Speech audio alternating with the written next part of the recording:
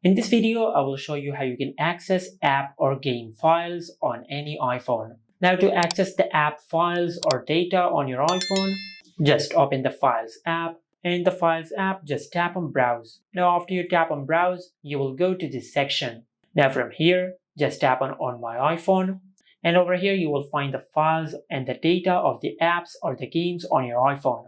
Just keep in mind that not all the apps on your iPhone will have folders in the Files app.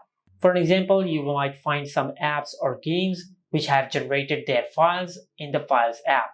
For an example, you can open Google Chrome and you can check the downloaded files from Google Chrome. And also you can open the folder of this app and you can check the data of this app just like that. And over here, you will be able to access the data or the files of the apps which have created their folder in your iPhone. And this is it. Make sure to like, comment, and subscribe. Thank you for watching.